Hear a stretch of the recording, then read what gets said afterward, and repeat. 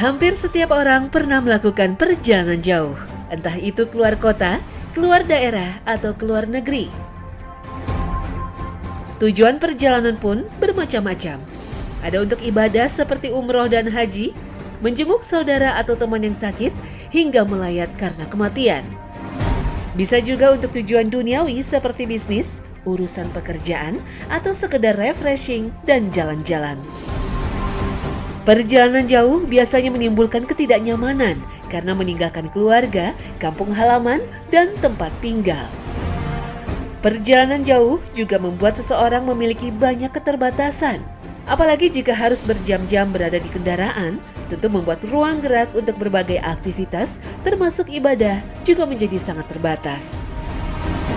Islam sebagai agama yang mudah dan memudahkan, memberikan perlakuan khusus terhadap orang-orang yang sedang dalam perjalanan jauh atau yang biasa disebut musafir.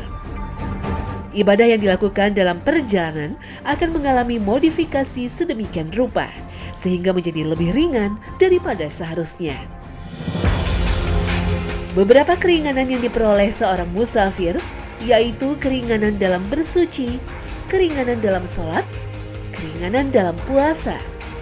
Meski kemajuan sarana transportasi membuat berbagai perjalanan menjadi lebih mudah dan nyaman, namun itu semua tidak membatalkan berbagai keringanan yang telah Allah syariatkan kepada hamba-Nya.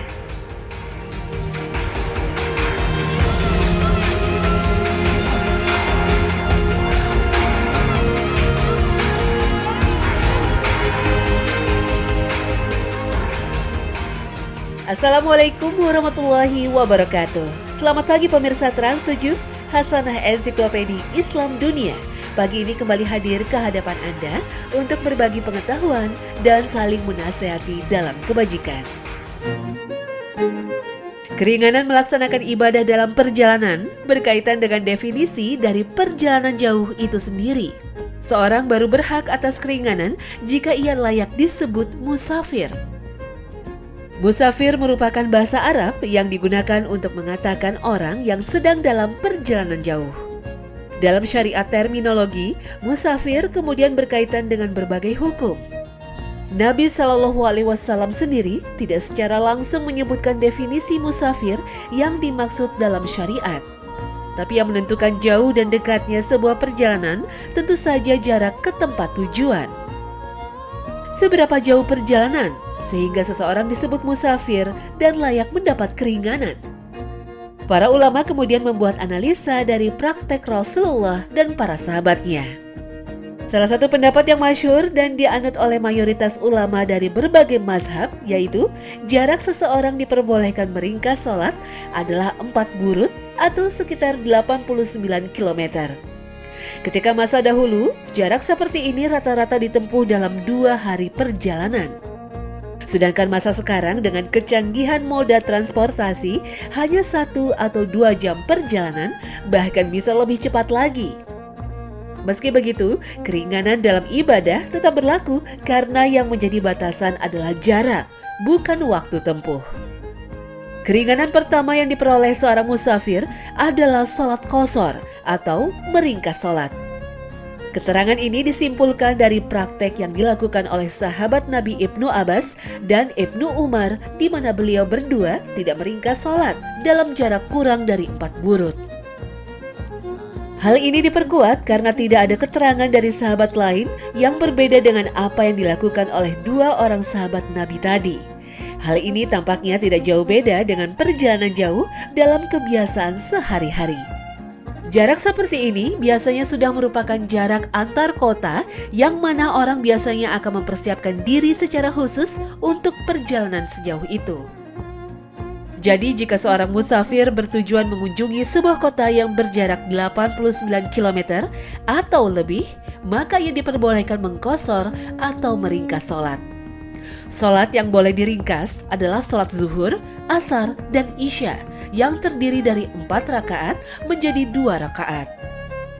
Keringanan meringkas sholat dapat kita temukan dalam surah An-Nisa ayat 101. Dan apabila kamu bepergian di muka bumi, maka tidaklah mengapa kamu mengqashar sholat jika kamu takut diserang orang-orang kafir. Sesungguhnya orang-orang kafir itu adalah musuh yang nyata bagimu. Al-Quran Surah An-Nisa ayat 101. Salat qasar atau praktek meringkas salat dalam perjalanan juga selalu dilakukan oleh Rasulullah Shallallahu Alaihi Wasallam. Hal ini diceritakan oleh sahabat Ibnu Umar bahwa selama ia menemani Nabi Shallallahu Alaihi Wasallam dalam perjalanan, beliau selalu meringkas salat menjadi 2 rakaat. Hal yang sama juga dipraktekkan oleh Abu Bakar, Umar, dan Utsman radhiyallahu anhum. Meringkas salat bagi musafir merupakan sebuah pilihan yang Allah berikan kepada hambanya. Keringanan ini boleh diambil, boleh juga tidak. Imam Muslim meriwayatkan dalam kitab Sahihnya bahwa para sahabat yang sedang dalam perjalanan bersama Rasulullah ada yang meringkas salat, ada yang tidak. Ada yang berpuasa dan ada yang tidak. Antara mereka tidak ada yang saling menyalahkan atau mencela. Hal senada juga diungkapkan oleh istri beliau Ummul Mukmin Aisyah. Ibunda Aisyah menceritakan bahwa suatu ketika ia umroh bersama Rasulullah Shallallahu Alaihi Wasallam. Ia berpuasa sedangkan Rasul tidak. Rasul meringkas salat dan ia tidak. Ibunda Aisyah kemudian menanyakan hal ini kepada Rasulullah dan beliau menjawab, "Engkau telah bersikap benar, wahai Aisyah."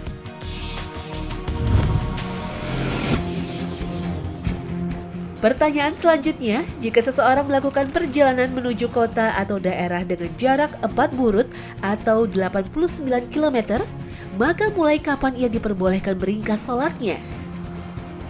Seorang musafir boleh meringkas salatnya ketika ia telah meninggalkan kota atau daerah tempat tinggalnya. Keringanan meringkas salat baru boleh dilaksanakan jika seseorang telah betul-betul melakukan perjalanan. Dan para ulama menyatakan bahwa meringkas salat boleh dilakukan jika seorang musafir telah meninggalkan negeri asalnya. Di zaman sekarang, jika seorang musafir telah meninggalkan batas kota atau daerah asalnya, barulah ia mulai meringkas salat. Misalnya jika seorang musafir dari Jakarta ingin menuju Bandung, maka begitu meninggalkan batas DKI Jakarta, ia telah diperbolehkan meringkas salat yang 4 rakaat menjadi 2 rakaat. Pertanyaan selanjutnya, sampai kapan seorang musafir boleh meringkas salatnya? Apakah selama di Bandung ia tetap boleh meringkas salat? Keringanan meringkas salat masih terus berlanjut meskipun ia telah sampai di kota tujuan. Mayoritas ulama berpandangan bahwa jika ia berniat menetap di daerah tujuan kurang dari 4 hari, maka keringanan meringkas salat masih berlaku. Tapi jika bermaksud menetap 4 hari atau lebih, maka keringanan meringkas salat tidak berlaku. Ini berdasarkan perbuatan Rasulullah Shallallahu Alaihi Wasallam yang diriwayatkan oleh Imam Bukhari dan Muslim ketika beliau datang ke Mekah untuk berhaji. Beliau hanya bermukim di Mekah 4 hari. Beliau meringkas salat. Pada hari keempat, beliau melanjutkan perjalanan ke Mina. Para ulama menafsirkan bahwa Rasulullah tidak berniat untuk tinggal di Mekah lebih lama dari 4 hari. Bagaimana jika ia tidak berniat menetap? Jika seorang musafir tidak berniat menetap di kota tujuan, tapi karena urusan yang belum selesai, ia harus tinggal lebih lama dari 4 hari, maka dalam kasus ini, ia tetap diperbolehkan meringkas salat. Dalam mazhab Syafi'i, ia hanya boleh meringkas salat selama 18 hari berdasarkan praktek Rasulullah SAW ketika berperang dengan suku Hawazin, sebagaimana diriwayatkan oleh Imam Abu Daud. Apakah semua jenis perjalanan mendapat keringanan meringkas salat? Mayoritas ulama berpandangan bahwa tidak semua jenis perjalanan mendapat keringanan. Yang mendapat keringanan hanyalah jenis perjalanan yang tidak diharamkan. Perjalanan dengan tujuan maksiat atau perbuatan dosa seperti ingin mencuri, merampok, berjudi, berzina, maka tidak berlaku keringanan meringkas salat dan keringanan lainnya. Karena keringanan diberikan untuk memudahkan ibadah, bukan maksiat. Para ulama menetapkan sebuah kaidah bahwa keringanan dalam ibadah tidak dapat digunakan untuk tujuan maksiat. Bagaimana jika musafir menjadi makmum dari penduduk setempat atau sebaliknya? Jika seorang musafir menjadi makmum dari penduduk setempat atau mukim, maka musafir wajib mengikuti imamnya, artinya keinginan meringkas salat tidak berlaku.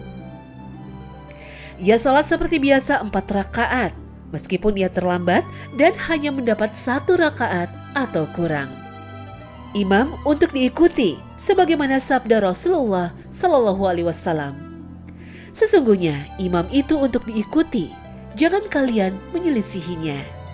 Hadis riwayat Bukhari dan Muslim. Ini juga diperkuat oleh praktek yang dilaksanakan oleh sahabat Nabi Ibnu Umar dan keterangan Ibnu Abbas ketika ada yang bertanya kepadanya, kenapa musafir sholat 2 rakaat ketika sendiri dan 4 rakaat ketika menjadi makmum dari orang yang mukim? Ibnu Abbas memberikan jawaban bahwa hal itu termasuk sunnah. Hadis ini diriwayatkan oleh Imam Ahmad. Seorang musafir juga boleh menjadi imam bagi penduduk yang menetap. Ia boleh tetap meringkas sholat dan sebaiknya memberitahu makmum sebelum dimulai sholat agar nanti mereka menyempurnakan sholatnya masing-masing. Seorang musafir juga mendapat keringanan untuk melaksanakan sholat sunnah di atas kendaraan, seperti sholat witir, sholat tahajud, dan sholat sunnah lainnya.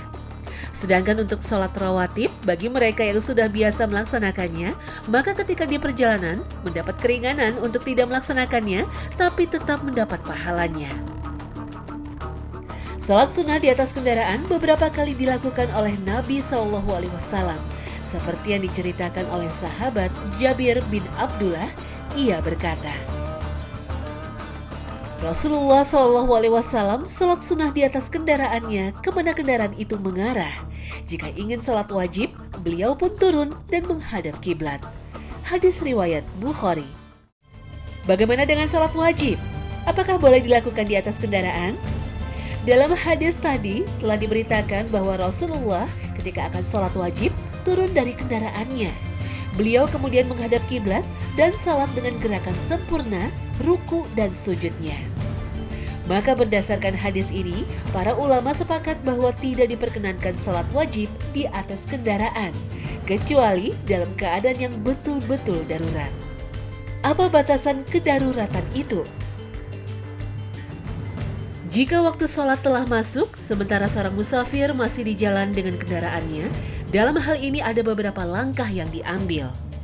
Pertama, jika diperkirakan ia akan sampai di tujuan dan masih ada waktu untuk sholat, maka sholat wajibnya dilaksanakan ketika sampai di tujuan atau ketika kendaraan berhenti jika memungkinkan. Jika sholat itu merupakan sholat yang mungkin dijama atau digabung dengan sholat setelahnya, maka jika pada waktu sholat yang kedua ia telah sampai di tujuan atau kendaraan berhenti, maka ia dapat mengerjakannya di waktu sholat yang kedua. Tetapi jika tetap tidak dimungkinkan untuk dilaksanakan, meskipun dengan cara dijama, karena waktu perjalanan yang sangat panjang dan kendaraan tak mungkin dihentikan, maka saat itu barulah ia melaksanakan salat wajib di atas kendaraan. Jika kendaraan memiliki tempat yang tersedia untuk melakukan salat wajib dengan sempurna seperti di kapal laut, maka ia harus salat di tempat itu dengan sempurna, menghadap kiblat, menyempurnakan ruku, sujud, dan rukun lainnya. Jika tidak tersedia, maka barulah ia sholat di tempat duduknya. Maka pelaksanaan sholat wajib di tempat duduk sama dengan pelaksanaan sholat sunnah di kendaraan. Jika memungkinkan ia menghadap kiblat pada takbir, kemudian ruku dan sujud, cukup dengan isyarat membungkukkan badan, di mana sujud lebih rendah dan ruku.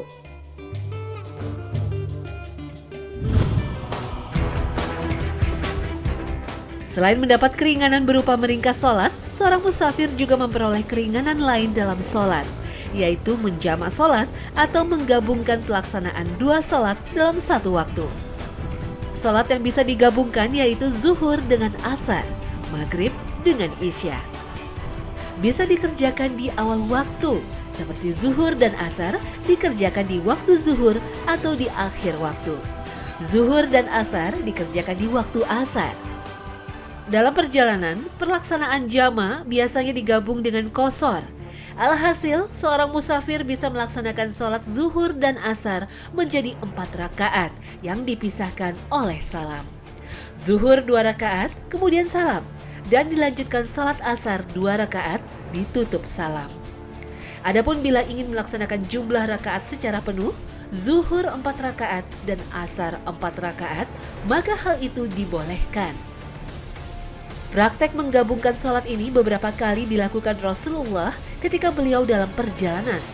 Seperti yang diceritakan oleh Ibnu Umar, ia mengatakan, "Aku pernah melihat Rasulullah Shallallahu Alaihi Wasallam jika ingin segera berangkat untuk perjalanan, maka beliau mengakhirkan sholat maghrib dan menggabungkannya dengan sholat isya." Hadis riwayat Bukhari, Muslim. Hal yang sama juga disampaikan oleh sahabat Anas bin Malik. Beliau mengatakan, jika Rasulullah Shallallahu Alaihi Wasallam memulai perjalanan sebelum matahari tergelincir, beliau mengakhirkan salat zuhur pada waktu asar dan menggabungkannya. Dan jika berangkat setelah tergelincir matahari, beliau salat zuhur terlebih dahulu, kemudian berangkat. Hadis riwayat Bukhari, Muslim. Beringkas salat memang hanya keringanan yang didapat ketika seseorang berstatus musafir. Sedangkan menggabungkan sholat tidak selalu harus musafir. Keringanan menjama atau menggabungkan sholat dapat juga dilakukan ketika sakit, hujan deras, atau kesulitan lainnya. Suatu ketika pernah Rasulullah Shallallahu Alaihi Wasallam menggabungkan sholat zuhur dengan asar, maghrib dengan isya tanpa ada hujan atau kekhawatiran. Kemudian hal itu ditanyakan kepada Ibnu Abbas dan beliau menjawab, Rasulullah tidak ingin memberatkan umatnya. Hadis riwayat Muslim.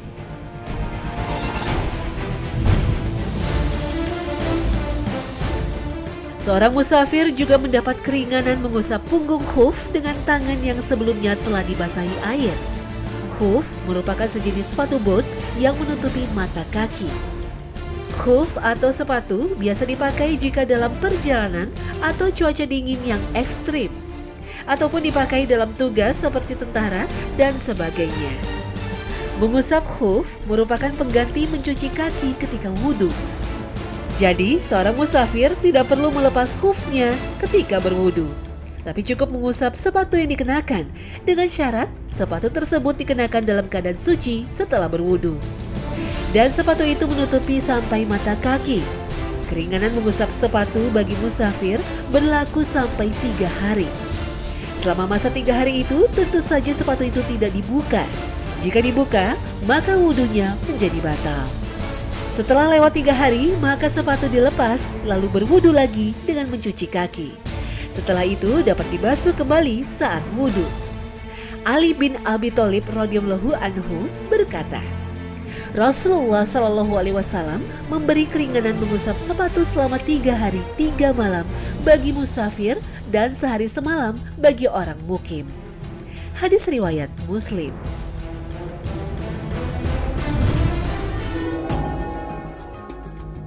Seorang musafir juga mendapat keringanan untuk tidak berpuasa pada bulan Ramadan. Padahal puasa di bulan Ramadan merupakan kewajiban.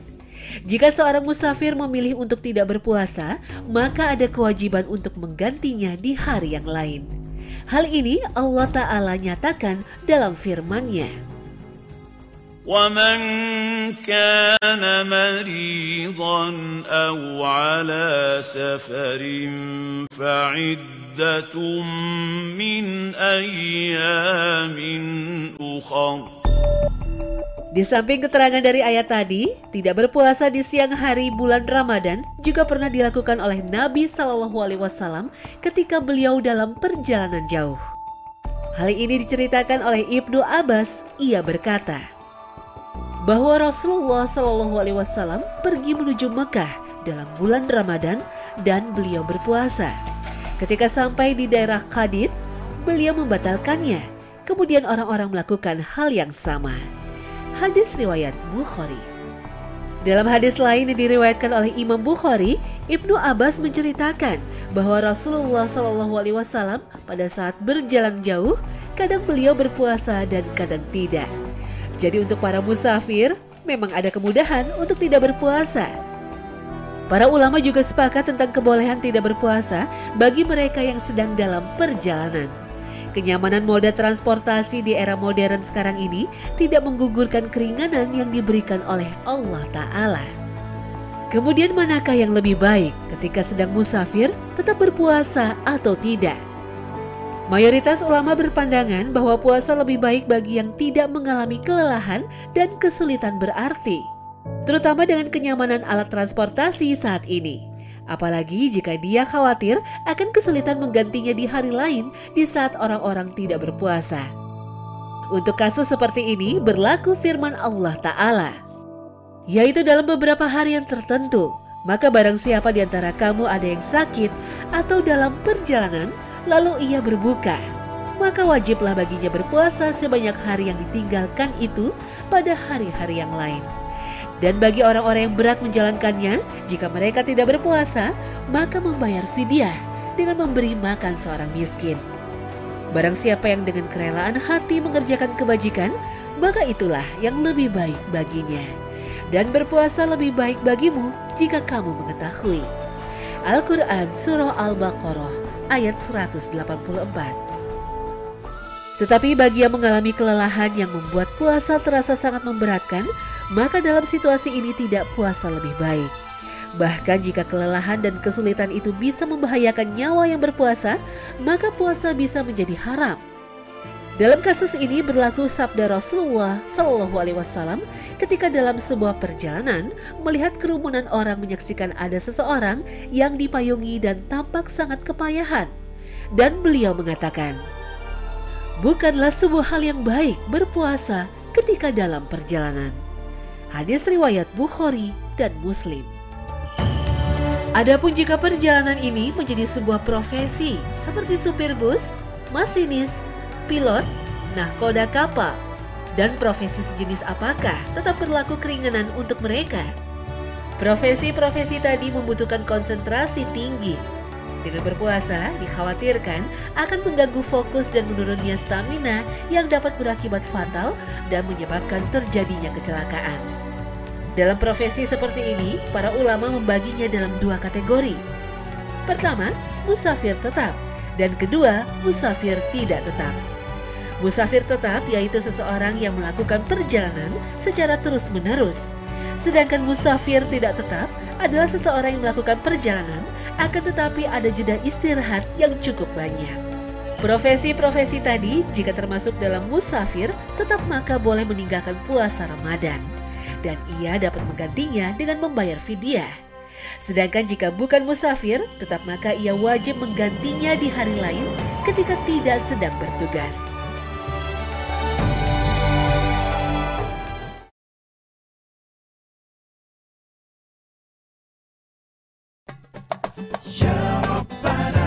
Pemirsa Hasanah, itulah beberapa keringanan yang diberikan syariat Islam kepada mereka yang dalam perjalanan jauh. Semua keringanan tadi merupakan pilihan. Prinsipnya, jangan sampai seorang muslim meninggalkan kewajibannya dan atau meninggalkan amalan-amalan sunnah lainnya yang telah rutin ia kerjakan. Meskipun di tengah keterbatasan dan kepayahan yang menimpanya di dalam perjalanan. Semoga Allah memudahkan kita beramal soleh di mana saja kita berada. Amin, ya Rabbal Alamin. Terima kasih atas perhatian Anda dan wassalamualaikum warahmatullahi wabarakatuh.